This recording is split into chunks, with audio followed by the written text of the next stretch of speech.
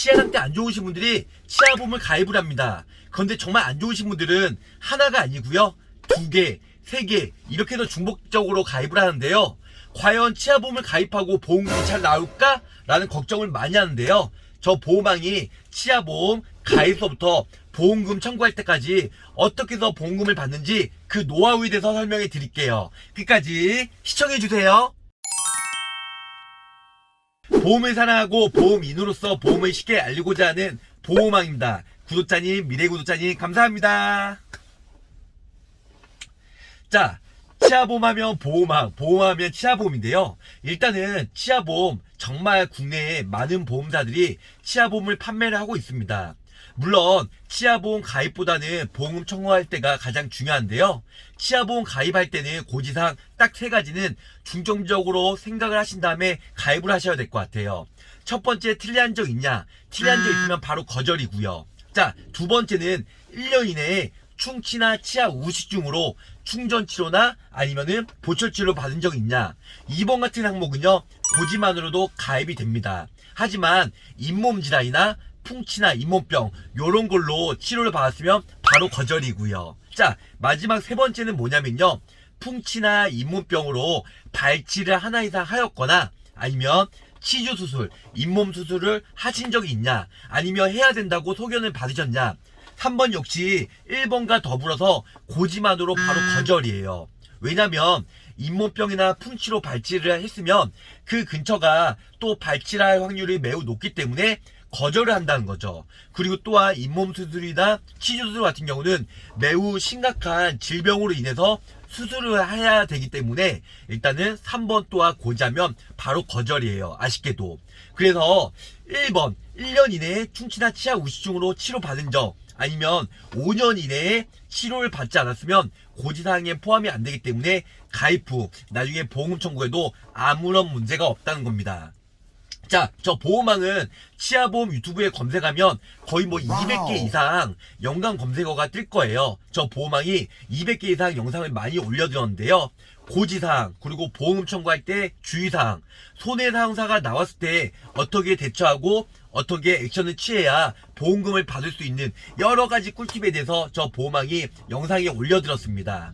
자, 저 보험왕이 일단은 치아보험 A서부터 B, C로 가입하면 지금 현재 업계 누적 한 주민번호 한 사람당 보철치료는요 250만원까지 가입이 되고, 보존치료죠, 뭐 인네이, 온네이, 크라운, 아말감, 글래스 아미노머 다 통틀어서 딱 80만원까지만 가입이 되는데요.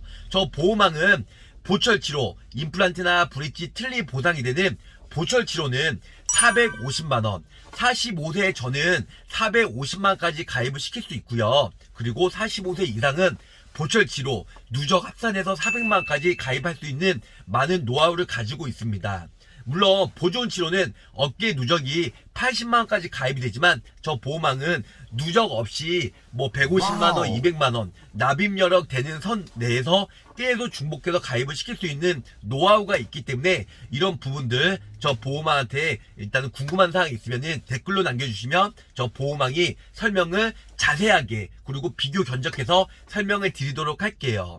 자, 일단은 치아보험 많은 분들이 치아 상태가 안 좋아요. 요즘에 코로나 때문에 마스크를 끼고 또 입안이 건조하기 때문에, 또한 뭐 선천적으로 치아가 안 좋으신 분들, 아니면 가족력이나 식습관, 아니면 양치질을 자주 해도 조만간 여름이긴 하지만 뭐 아이스크림이나 아니면 팥빙수 여러가지 단 음식이 많이 있다 보니까 충치나 아니면 잇몸병 여러가지 치아에 대해서 안 좋은 음식이 많이 있기 때문에 아무래도 치아를 자주 주기적으로 한다 해도 잇몸병이나 풍치 아니면 충치가 자주 있을 수 있다는 겁니다.